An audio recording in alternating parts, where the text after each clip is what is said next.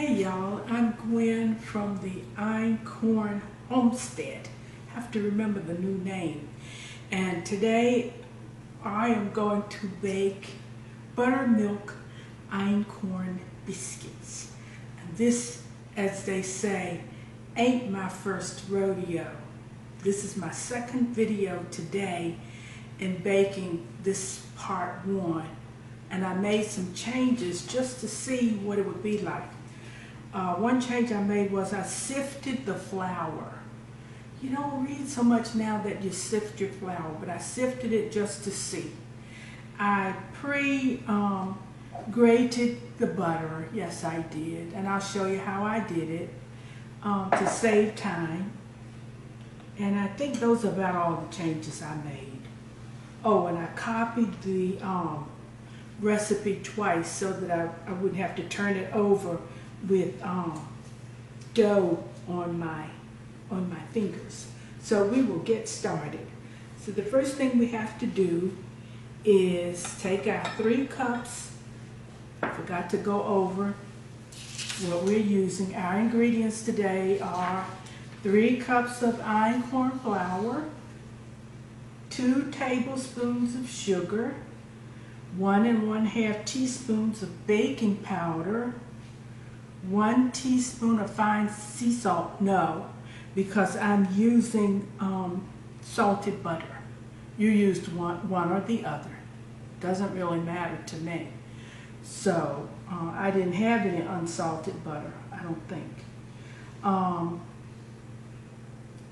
And you take the unsalted butter or salted butter and grate it shave it with a square grater, so they say.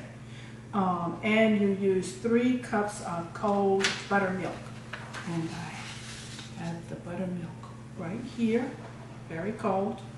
So I will pour in the flour that is already sifted. And I will add my 2 tablespoons of sugar, 1 1/2 teaspoons of baking powder, 1/2 teaspoon of baking soda, and the butter. But first let me just stir up those powdered ingredients. Doesn't say to do that, but from reading and cooking so much, I know that that's what you have to do. Just mix it all up and then add your, oh yeah, it comes out nicely. Add your grated butter, and then this will make the step or the process quicker.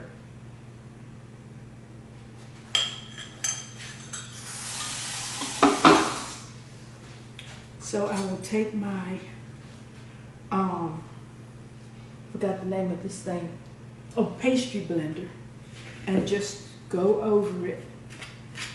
Don't have to do it a whole lot because it's already grated and it's already has that pea-like size. So you want to do it until you get crumbs. You see it kind of crumbly. And then you test it. I feel the crumbs. Yes, I do.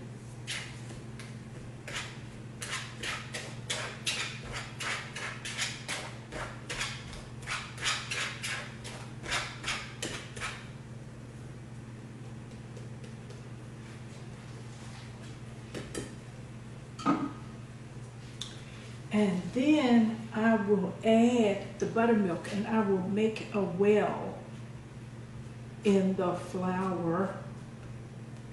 See the well? It's like a hole. And I will pour the buttermilk in.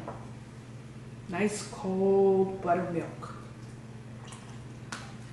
Do it. Don't let it splash in your face like it did mine. Okay.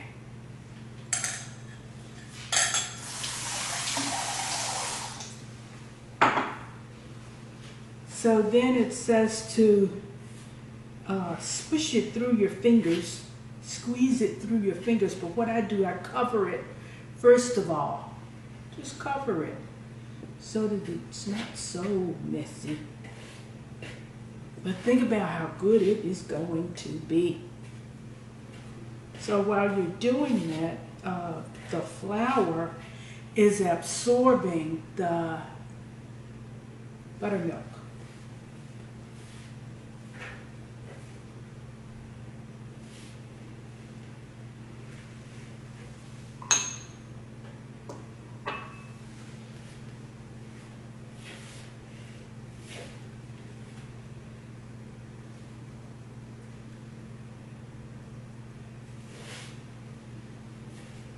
And you know what? I forgot, I think, something, an ingredient.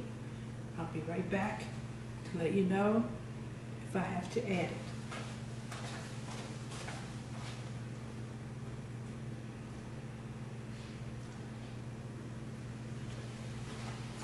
Evidently, I didn't forget it. I thought that I had forgotten the sugar, but I didn't, evidently. Or it's already a sweet process, so it doesn't matter. And I had everything sectioned out. I thought I will watch the video again. So what I'm doing is just letting the flour absorb the buttermilk. I need to dry my hands here.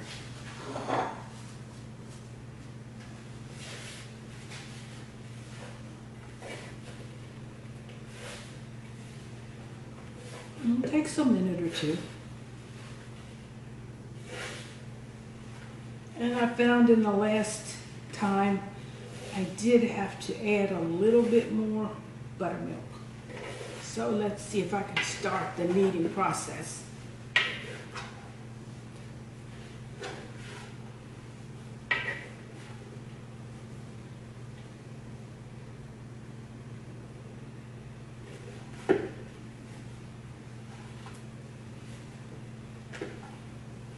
Takes time for it to come together.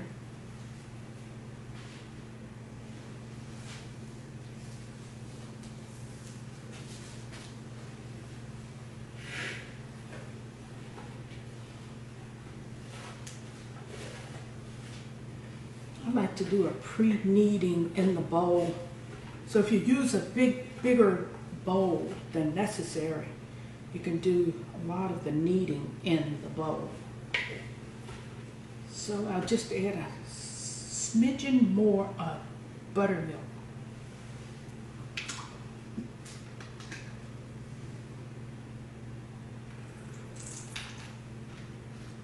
It's about a half a teaspoon.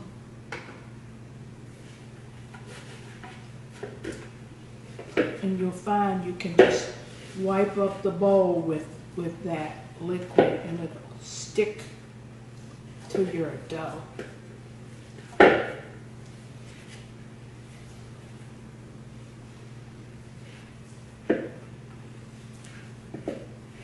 So now what I would do, this is my imaginary section to knead my dough.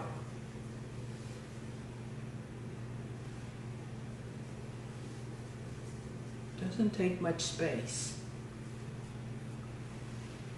Okay, so got a little bit left in here.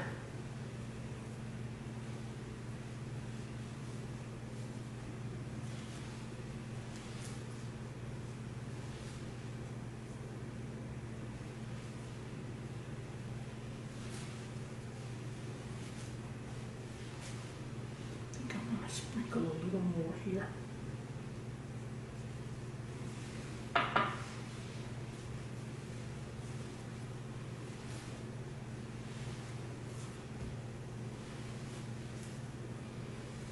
What you do is you smush it down, push it, kind of roll it, and then fold it in.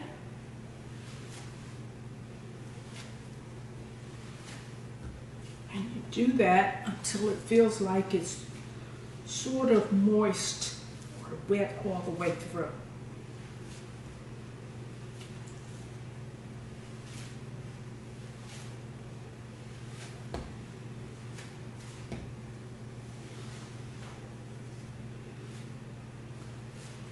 Okay, I think this is about ready. You don't do it a long time.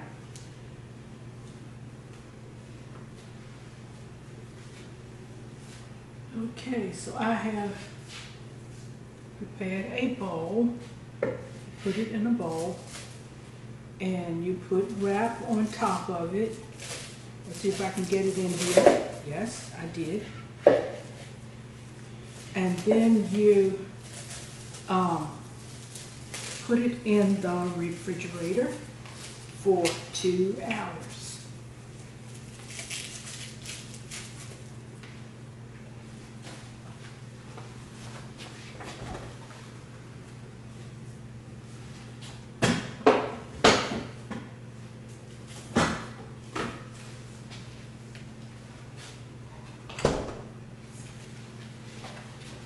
So, thank you for watching this part of the video. Part 2 will be coming in 2 hours. And I wanted to show you this sheet. This is called the recipe planner, but I think I'll name it, it's actually a recipe organizer. If you need a tablespoon of this or that, or a teaspoon or half a teaspoon or a fourth or an eighth, you put it in a container and put it next to it, and it's kind of organized. So let's just say you need 2 tablespoons of something. Well, you just put another tablespoon in the container. So it kind of controls you and organizes your process. Thank you for watching, and I will see you in 2 hours.